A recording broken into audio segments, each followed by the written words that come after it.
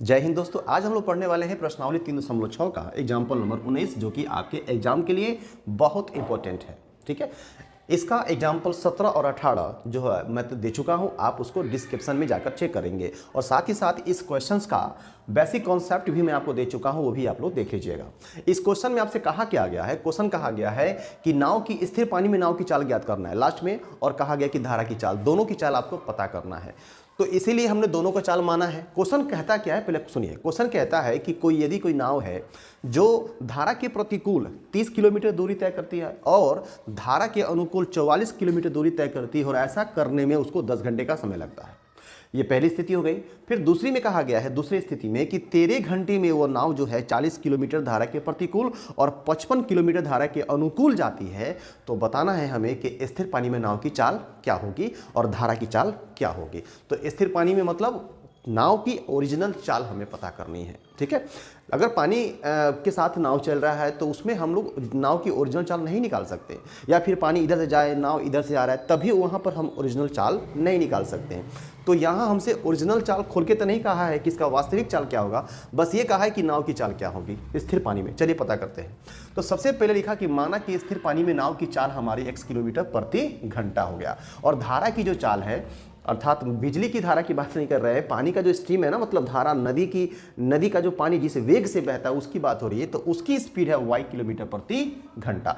अब यहाँ कह रहा है कि धारा के प्रतिकूल, चूंकि यहाँ दो स्थिति है, तो पहली है कि धारा के प्रतिकूल नाव की चाल क्या होगी। धारा के प्रतिकूल तो ये है किसका, ये नाव का है, और ये किसका है, ये धारा का, दोनों का चाल है। तो प्रतिकूल शब्द आया ना, तो प्रतिकूल में क्या होता है, माइनस। आप बेसिक कॉन्सेप्ट देख लीजिएगा, प्रतिकूल में माइनस क्यों। देखिए, मान लीजिए कि ये आपका पानी हो गया और ये हो गया आपका नाव। थोड़ा ध्यान से समझेंगे इसको। ये आपका नाव हो गया। अब आपकी नाव जो है इस दिशा में जा रही है। ठीक है, नाव इस दिशा में जा रही है, बट पानी का जो मतलब वेग है वो इस दिशा में जा रहा है, तो इसको हम लोग कहते हैं प्रतिकूल। तो नाव को आगे बढ़ने के लिए, निश्चित रूप से आगे बढ़ने के लिए इसको अपनी स्पीड इससे ज़्यादा करनी पड़ेगी, तभी ये नाव बढ़ पाएगी, वरना नहीं बढ़ेगी। बात समझ में आ गया। तो जब ये आगे बढ़ेगी, अपनी स्पीड को ज़्यादा करेगी, तो जाहिर सी बात है कि ये ज़्यादा होगा और ये कम, यानी धारा की चाल कम होगी।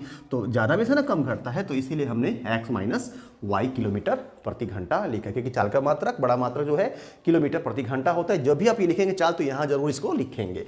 अब है कि धारा के अनुकूल, ठीक है ना। अब अनुकूल की बात हो गई, यानी इधर से धारा जा रही है और नाव भी आपकी इधर से ही जा रही है, दोनों इधर से जा रहा है। तो यहाँ पर किसी को कोई परेशानी नहीं है, नाव को भी परेशानी नहीं है, धारा को भी परेशानी नहीं है। तो यहाँ पर क्या होगा कि यहाँ पर हम लोग यूज क्या करते हैं, प्लस का करते हैं। ठीक है, जब भी अनुकूल शब्द बोलेगा ना, दिमाग में रखिए कि अनुकूल होगा तो प्लस करेंगे और प्रतिकूल होगा तो माइनस करेंगे। तो यहाँ अनुकूल नाव की चाल x + y किलोमीटर प्रति घंटा हो गया। अब हमको चूंकि इस प्रश्न में दो शर्त कहा गया है, तो पहला शर्त है आपका कि जो है नाव 30 किलोमीटर धारा के प्रतिकूल, तो प्रतिकूल में यहाँ देखेंगे x माइनस वाई है, तो 30 बटा x माइनस वाई जोड़ 44 क्या है, धारा के अनुकूल, तो 44 बटा x + y अनुकूल जा रही है। और ऐसा करने में, जाने में और आने में 10 घंटे का ही समय लिया जा रहा है। तो इसलिए हमने यहाँ पर क्या दिया, प्लस। जाने में और आने में 10 घंटे का समय लग रहा है, तो दोनों प्लस हो गया। अब ये हुआ कैसे, देखिए यहाँ पे आप जानते हो समय का फॉर्मूला क्या होता है, दूरी बटा चाल। ये समय है और ये क्या है, दूरी बटा चाल, ये दूरी बटे चाल। ये हुआ आपका इक्वेशन नंबर 1। अब बढ़ते हैं दूसरे शर्त के तरफ। दूसरा शर्त में आपसे कहा गया है कि 40 किलोमीटर धारा के प्रतिकूल, तो धारा के प्रतिकूल आपका क्या दिया है, x माइनस वाई, तो ये 40 बटा x माइनस वाई। और 55 किलोमीटर धारा के अनुकूल, तो 55 बटा x + y, और ऐसा करने में उसको 13 घंटे का समय लग रहा है। तो ये हुआ आपका इक्वेशन नंबर 2। आई होप कि आपको यहां तक कोई दिक्कत नहीं होगी। ध्यान से देखेंगे आगे। अब समीकरण 1 में बट्टे के नीचे x माइनस वाई है, इसके नीचे x + y है। समीकरण 2 में भी वही चीज़ है, दोनों सेम है। तो आपको मैंने कहा था कि एक अच्छा रास्ता बनाएंगे जिससे हमको परेशानी नहीं हो, यानी हम इस तरीके से बनाएंगे कि आगे कोई भी सवाल हम बना सके। तो हमने क्या किया है कि मान लिया है। ठीक है, जब भी आपको इस तरह का सवाल कभी भी बटा के नीचे x y वैसा कुछ आता है, तो आप उसको मान के बनाइए। देखिए यहाँ पर पुनः माना कि 1 बटे x minus Y is equal to P, यानी जहां 1 बटा x माइनस वाई है वहां पर हम p लगाएंगे, और जहां 1 बटा x + y है वहां पर r करेंगे। अब इस प्रकार से, तब गौर से देखिएगा, तब क्या लिखेंगे, ये 30 और देखिए यहाँ समझिए, मान लीजिए कि यहाँ पर 30 को हम अगर यहाँ कर देते हैं और यहाँ एक, यहाँ तो गुना का साइन छुपा है ना, तो 30 गुना 1/x माइनस वाई, तो 30 की जगह पर 30 और 1/x माइनस वाई की जगह पर क्या हो जाएगा p। आई होप कि आपको समझ में आ गया होगा। 30p प्लस सेम उसी तरह से 44r, 44 को अलग करेंगे 1/x प्लस वाई क्या होगा 44r बराबर क्या हुआ 10। ये हुआ, अभी देखेंगे 10 हो गया। अब इसमें 2 के पहाड़े में 30 है, 2 के पहाड़े में 44 है, 2 के पहाड़े में 10 है, तो क्या करेंगे 2 को कॉमन कर लेंगे। तो 2 को कॉमन कर लेंगे तो ये सवाल छोटा हो जाएगा ना। तो 15 दूना 30 पी जेव का त्यों, 22 दूना 44 आर जेव का त्यों, 10 उतर गया। अब यहाँ 2 गुना में है तो इधर कौन सी में होगा भागा में ना, तो 2 पंचे क्या हुआ 10 कट गया। अब जो बचा सो नीचे लिखेंगे 15p plus 22r is equal to 5, समीकरण नंबर 3। ये है आपका समीकरण नंबर 3। ठीक है, अब बढ़ते हैं आगे समीकरण 4 की तरफ। अब हम क्या करेंगे कि ये जो आपका क्वेश्चन दिया हुआ इसको भी इसके जैसा बनाएंगे। तो 40/x माइनस वाई है तो क्या हो जाएगा 40p plus 55r is equal to कितना 13। ये रहा आपका समीकरण नंबर 4। चलिए देखते हैं अब इसको आगे कैसे बनाते हैं। आइए देखते हैं अब जो उसमें आपका निकला था समीकरण 3 और समीकरण 4 उसको लिया गया है, लिखा गया समीकरण 3 तथा 4 से। ठीक है, ये हमने समीकरण 3 उतार दिया तथा ये रहा हमारा समीकरण नंबर 4। अब इन दोनों समीकरण को जब हम सॉल्व करेंगे तो सॉल्व करने के बाद हमें r और p का मान निकलेगा, उसके बाद हम अपना x और y का मान प्राप्त कर लेंगे। तो इसके लिए हमने क्या किया, विलोपन विधि का सहारा लिया। किसके लिए हमने क्या किया, देखिए ये 15p है तो इसको हमने बराबर करने की कोशिश किया, मतलब p पक्ष को हमने बराबर किया। तो अब इसको बराबर करना चाहते हो तो 40 से गुना करोगे समीकरण 1 में पूरा में, और 15 से गुना करेंगे आप समीकरण 2 में, सॉरी 4 में। ये 3 है और ये आपकी 4 है। तो मैंने क्या लिखा समीकरण 3, ये समीकरण 3 गुना 40 तथा समीकरण 4 यानी ये वाला गुना कितना 15 करने पर। चलिए गुना करते हैं।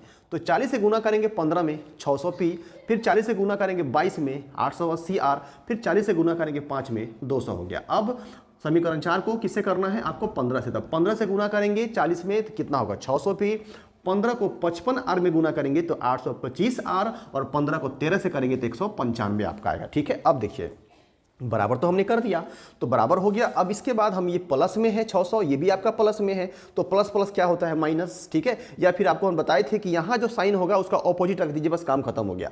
तो यहाँ प्लस है तो यहाँ माइनस, यहाँ प्लस है तो यहाँ माइनस, यहाँ प्लस है तो यहाँ माइनस। ऐसा करने पर ये क्या हुआ कट गया। इसके बाद 800r आपका 880r प्लस में है और 825r आपका माइनस में है, तो माइनस वाला कम है प्लस वाला ज़्यादा है, तो 880r में से 825r घटाइएगा ना तो 55r बचेगा इज इक्वल टू 200 में से 195 घट गया तो क्या बचा 5। अब 55 यहाँ गुना में है तो बट्टा के इधर क्या होगा भागा में, तो 5 से भागा देंगे 1/11, ऊपर क्या बचा हमारा 1। ठीक है ना, 11 पचे 55, तो 1/11 हमारा r का मान आया। परंतु हमारा मकसद r का नहीं x और y का मान निकालना है। आगे देखते हैं। अब इसके बाद लिखेंगे r का मान। ठीक है ना, r का मान समीकरण 3 या समीकरण 4 किसी में रखिएगा तो हो जाएगा। मैंने समीकरण 3 में रखा है। r का मान समीकरण 3 में रखने पर, तो जिसमें रखना है उसको उतारना पड़ेगा। तो समीकरण 3 को हमने यहाँ क्या किया उतार दिया। ठीक, तो 15p जेव कहते हो प्लस 22r, चूंकि आप जानते हो कि यहाँ गुना का साइन है तो गुना r का मान 1/11, देखिए यहाँ पर आया है ना, इज इक्वल टू 5। 11 दूना 22, 15p प्लस 2 गुना 1 यानी 2 बराबर कितना 5। अब 2 प्लस में है, बराबर को उधर भेजेंगे कौन सी में होगा माइनस में, तो 5 में से 2 गया तो क्या बचा 3। अब 15 यहाँ गुना में है तो क्या होगा भागा में, 3 पंचे 15, तो p का मान क्या है 1/5। तो ये रहा आपका p का मान और ये रहा आपका r का मान। अभी थोड़ा सा और बाकी आइए देखते हैं। चलिए अब हमने लिखा है क्या कि p तथा r का मान, जो आपका p और r का मान आया था उस मान को लेकर के p तथा r का मान 1/x माइनस वाई और 1/x प्लस वाई में रखने पर। क्यों, क्योंकि इतना के बराबर आपने क्या माना था p माना था, इतना के बराबर आपने क्या माना था r माना था, मतलब हमने माना था। तो अब इसके मान को इसमें रखने पर और इसके मान को इसमें रखने पर, तो हमने क्या किया इसको उतार दिया इज इक्वल टू p और इतना इक्वल टू क्या हुआ हमारा r, जो शुरू में हमको माने थे। अब हम इसको जेव का त्यों और p का मान 1/5 रख दिए। ठीक है, तो आप तिरछा तिरछी गुना करोगे तो क्या मिलेगा x minus Y is equal to 5, समीकरण 5। उसके बाद इधर आइए, यहाँ r का मान 1/11 रखेंगे, तिरछा तिरछी गुना करेंगे तो क्या मिलेगा, x plus Y is equal to 11, समीकरण नंबर 6। अब इसके बाद हम समीकरण 5 तथा 6 से इसको लेकर के चलेंगे, तब जाकर के हमें एक्स वाई का मान मिलेगा। देखेंगे समीकरण 5 तथा 6 से दोनों को हमने उतार दिया, समीकरण 5 आपका, ये समीकरण आपका 6।